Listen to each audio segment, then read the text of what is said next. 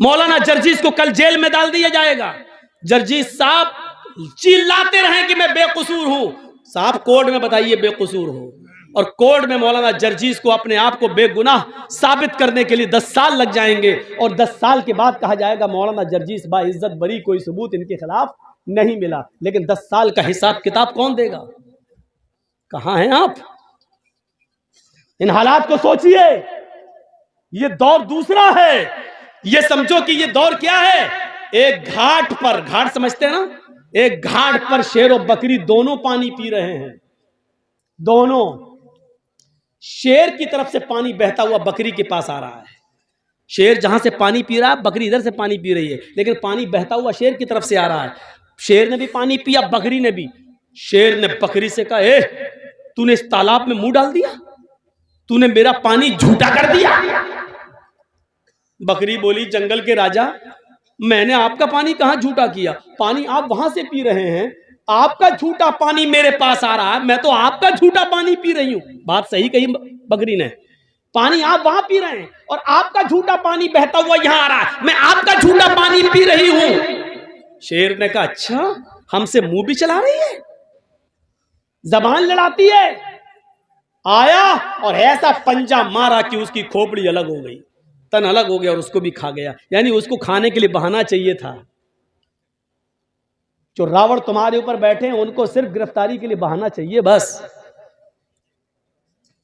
क्यों नहीं समझ रहे आप अपनी सफाई में भी कुछ नहीं बोल सकते हैं।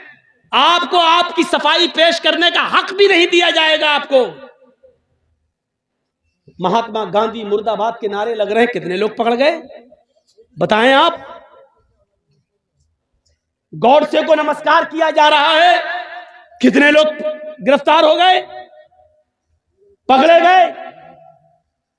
दिल्ली की सड़कों पर बाकायदा कहा गया, गोली मारो सालों को। जिन लोगों ने ये नारे लगाए, कितने लोग गिरफ्तार हुए? और गिरफ्तार कौन हुए?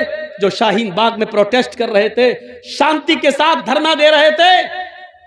लड़की तक को, प्रेग्नेंट लड़की तक को अरेस्ट करके जेल के अंदर डाल दिया गया। आप कहां हैं? सेकुलरिज्म बाकी नहीं रह गया, जमहूरियत नहीं, ये किसी दूसरे रास्ते पे चल रही है। आप कम से कम मेरी तरफ भी देखो। डॉक्टर जाकिर नाइक को भारत छोड़ना पड़ा है। क्या चाहते हो कि मौलवी जर्जीस भी भारत छोड़ के पनाह ले ले? क्या चाहते हैं आप?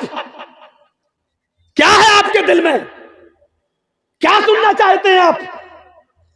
शर्म आनी चाहिए। जो जिस तरीके से बोल रहा है बोलने दो। बोलने वाला जानता है कि हमको क्या बोलना है क्या नहीं बोलना है। मेरे भाइयों, आप जब धान बोते हैं तो जर्जीस कहने नहीं आता कि इतना बो या वो ऐसा। क्यों? तो आपका काम है, आप अपने काम में माहिर हैं, हम अपने काम में माहिर हैं।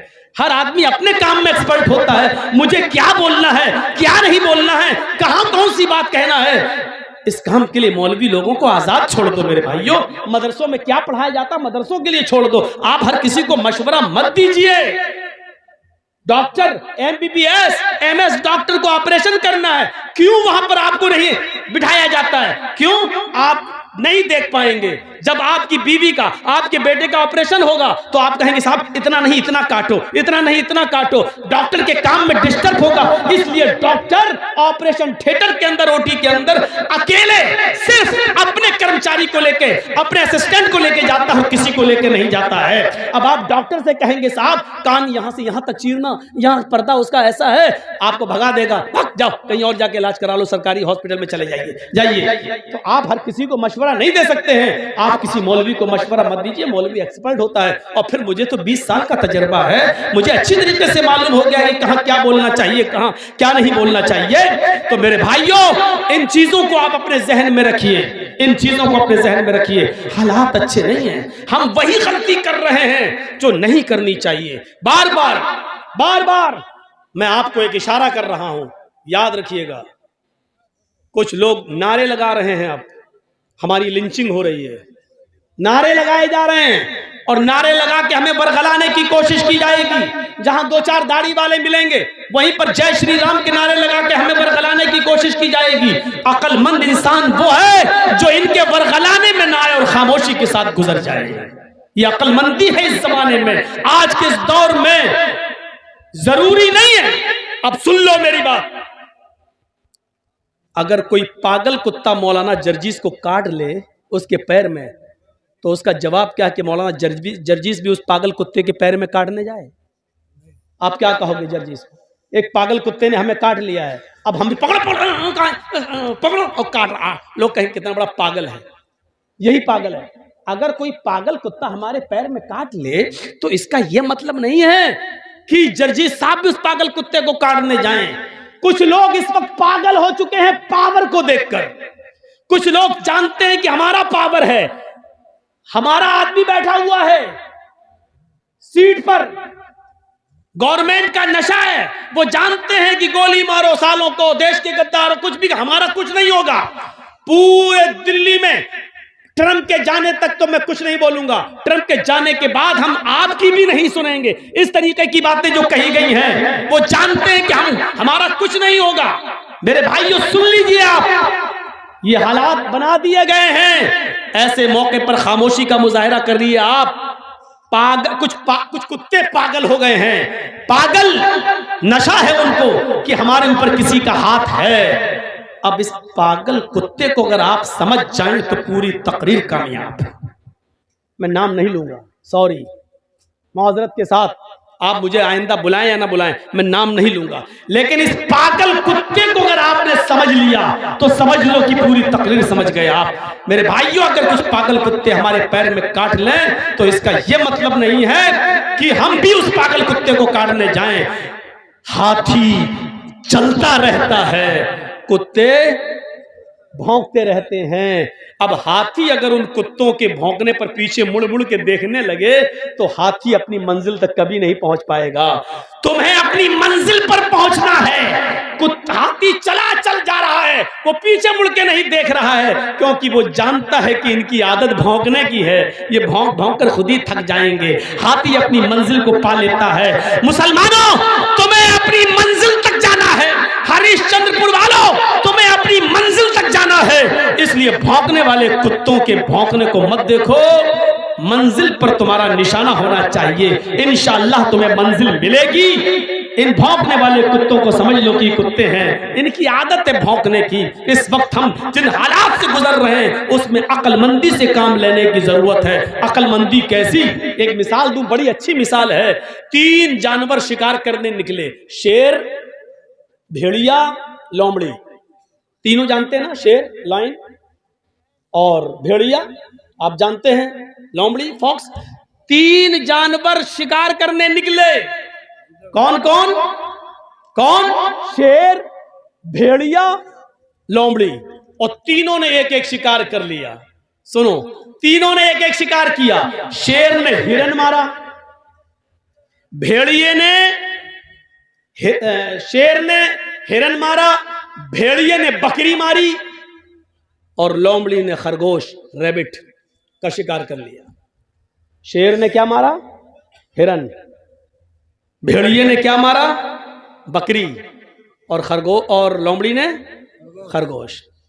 तीनों जानवर पड़े हुए हैं। शेर ने भेड़िए से कहा, तुम फैसला करो किसको क्या खाना है। देखिए, सरदार है ना जंगल का, बस शेर जो सरदार को पहचान गया पूरी तकरीर समझ जाएगा। शेर ने कहा फैसला करो, भेड़िए से फैसला करो कौन क्या खाएगा। भेड़िए ने कहा बहुत आसान जी। जंगल के राजा ने शेर ने कहा हाँ बताओ क्या है। अच्छा, शेर को तीनों जानवर खाना थे। भेड़िए से फैसला करवा रहा, बताओ क्या है। भेड़िए ने कहा बहुत आसान, हिरन आप खा लीजिए, बकरी मैं ले लेता हूं, लोमड़ी को खरगोश दे देते हैं। शेर ने कहा ये कोई फैसला है? इधर आ। मारा एक झपटा उसको और भेड़िए का सर तन से जुदा हो गया, भेड़िया मर गया। सर तन से जुदा। लोमड़ी से कहा लोमड़ी तुम फैसला कर सकती हो, तुम फैसला करो ये कौन खाएगा। लोमड़ी कहती बहुत आसान। कहा क्या? बोलो। कहा साहब हिरन आप सुबह नाश्ते में खा लीजिए, शाम को बकरी खा लीजिए और बीच में जब जायका, मुंह का जायका बदलना हो तो आप खरगोश का टेस्ट कर लीजिए। तीनों जानवर आपके हैं। सुबह उठो, नाश्ते में आप हिरन खा लो, शाम को बकरी खा लो, और बीच में दोपहर में आप खरगोश का टेस्ट कर लो। शेर ने कहा वाह लोमड़ी वाह, कितना अच्छा फैसला किया तूने। इतना अच्छा फैसला करना तुझे किसने सिखाया? लोमड़ी ने कहा इस भेड़िए ने। समझ गए आप? गुस्सा भी आया है मुझे, लेकिन अब हंस दिया हूं मैं आपके सामने। मैं बहुत गुस्से में था, लेकिन अब हंसी आ गई मुझे। शेर ने कहा वाह क्या फैसला किया है, इतना अच्छा फैसला करना तुझे सिखाया किसने? लोमड़ी क्या कहती है इस भेड़िए ने, यानी भेड़िए से मैंने इबरत हासिल कर ली। अरे मुसलमानों, इबरत हासिल अभी भी नहीं कर पा रहे हो। तुम देख रहे हो तुम्हारी आंखों के सामने कौन कौन जेल जा रहा है, तुम देख रहे हो इलेक्शन आता है, यूपी में कोरोना आ गया, नाइट कर्फ्यू लग गया, आप इबरत हासिल नहीं कर पा रहे हो। अब जब हमारा शेर को समझ गए ना, हमारा शेर जब देख लेगा यूपी में हम हार रहे हैं तो ऐन मौके पर इतना भयानक कर्फ्यू लगाएगा, यूपी में हो सकता है कि 3-4 महीने के लिए इलेक्शन टल भी जाए। आप नहीं जानते, क्योंकि सरदारी तो शेर की चलती। वो चाहता सब कुछ, जैसे ये लोमड़ी वो चाहता था तीनों जानवर हमें मिले, ऐसे ही हमारा शेर चाहता सब कुछ हर सूबा हमारा रहे, अंध दंड हेरा फेरी सब। आपने देखा जैसे इलेक्शन करीब आए, अखिलेश के करीबी लोगों के ऊपर सीबीआई के छापे आने लगे, ईडी के छापे पड़ने लगे। यही हाल आपके बंगाल का भी था। जैसे जैसे इलेक्शन करीब आए, देखा कैसे छापे मारे गए, सबको इस्तेमाल करके देखा गया। आप अक्लमंद थे, अक्लमंदी का सबूत दे गए। बिहार वाले बेवकूफ थे बेचारे, पागलपन का सबूत दे के मर मिटे। दुआ कर देता हूं अल्लाह यूपी के मुसलमानों को भी बंगाल के मुसलमानों से अक्लमंदी सीखने की तौफीक अता फरमा दे। बस ये दुआ ही कर सकता हूं। बस मेरे भाइयों, मैंने बहुत कुछ कह दिया है, बल्कि सब कुछ कह दिया है। कल इसी बात को कट कर करके जी हिंदुस्तान दिखाएगा, देखो कैसे डरा रहा है ये मौलवी, कैसे डरा रहा है मौलवी। इनको नित्यानंद पंडित का बयान नहीं सुनाई देता है, वो कैसे डरा रहा वो नहीं दिखाई देता है। इसको जो नारे बीजेपी के नेता लोगों ने लगाए हैं दिल्ली में, वो नहीं सुनाई देते। मौलाना जर्जीस बोल रहा है बंगाल में, और ये दिखा रहे हैं यूपी में। साहब 6 महीने तक जर्जीस साहब जब तक इलेक्शन नहीं हो जाए यहाँ कोई जलसा नहीं कर सकते। लीजिए, मेरे घर नोटिस आ गया, मेरे पास पाबंदी आ गई। अरे भैया दीनी जलसे तो करने दो, मुझे किसी के स्टेज पे मत जाने दो। दीनी जलसे तो करने दो। साहब दीनी जलसे भी नहीं करने देंगे। ये तो ये कहो कि जुमे पे इनकी हुकूमत नहीं चलती, वरना ये तो कहते जुमा भी नहीं पढ़ाने देंगे। अब जुमा पढ़ने के लिए मैं जिस मस्जिद में जाता हूँ, वहां के लोग कहते हैं मौलाना जुम्मे में आप ही पढ़ाइए। अब जो मौलाना बेचारा कुछ पढ़ाना ही नहीं चाह रहा है, वो कह रहा आप पढ़ा। जुमा तो हमें कहीं ना कहीं पढ़ना ही है। जब हम वक्त से पहले पहुंचते हैं जुमा पढ़ने के लिए, तो आदमी जिस मस्जिद में भी चला जाऊं, मौलाना साहब आप आ गए तो हमारी खुश नसीबी है, पढ़ा दो। अब उनको थोड़ी मालूम है कि हम किस मस्जिद में जा रहे हैं जुमा पढ़ने। जुमा पढ़ा देता हूं मैं, जुमा पढ़ा देता हूं। पाबंदी लगाई है तो तकरीरों पे ना लगाई है, जलसों पे, जुमे पे थोड़ी लगाई है। तो मेरे भाइयों, हमें जो कुछ कहना होगा जुमे के खुतबे में कह देंगे, इशारों ही में सही। तो आप फैसला करना सीख जाइए, इबरत लेना सीख जाइए, कम से कम थोड़ी देर के लिए लोमड़ी बन जाइए। आपको मालूम है कि आपका मुकाबला किससे है। लोमड़ी से पूछा वाह इतना अच्छा फैसला करना तुझे किसने सिखाया? उसने कहा भेड़िए ने, यानी भेड़िए ने ये फैसला किया और उसका अंजाम मैंने देख लिया, इसलिए मेरा भी अंजाम ना हो, इसलिए मैंने भेड़िए से ये इबरत हासिल कर ली। जो लोग जेलों में जा चुके हैं, जो लोग काटे जा चुके हैं, जो लोग जेलों में चल रहे हैं, मुसलमानों उनसे इबरत हासिल कर लो, उनसे इबरत हासिल कर लो और अपने आप को मसलहत के साथ, दूरअंदेशी के साथ आप काम करिए। मैं मना नहीं कर रहा हूं, बोलिए, हक बात बोलिए, डंके की चोट पे बोलिए, लेकिन आप उसको सलीके से बोलिए। आपको ये कहने की जरूरत नहीं चल बैठ खा ठूस। आप इस बात को यूं भी कह सकते हैं, खा लो ना, देशी मुर्गा ही चाहिए था ना, लो खा लो। आप इसको यूं भी बोल सकते हो। मेरे भाइयों, दूरअंदेशी अगर हमारे पास आ गई, बस एक चीज और बताऊंगा आपको कि गलती किसी से भी हो सकती है। हजरत सुलेमान और दाऊद अलैहिस्सलाम के जमाने में, दाऊद बाप है, सुलेमान बेटे हैं, एक किस्सा, एक वाकया पेश आ गया, बुखारी शरीफ की हदीस है। देखिए, दाऊद अलैहिस्सलाम भी नबी हैं और सुलेमान अलैहिस्सलाम भी नबी हैं। एक औरत, दो औरतें अपने अपने, दोनों के पास एक एक बच्चा था और एक एक बच्चा दोनों लेकर निकली। उनका गुजर एक जंगल से हो रहा था। दोनों औरतें जंगल में थोड़ा आराम करने लगी।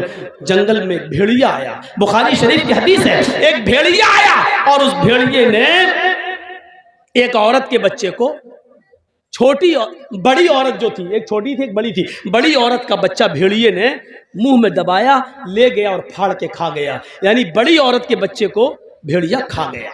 बुखारी शरीफ की हदीस सुनिए, मंजर देखिए। लेकिन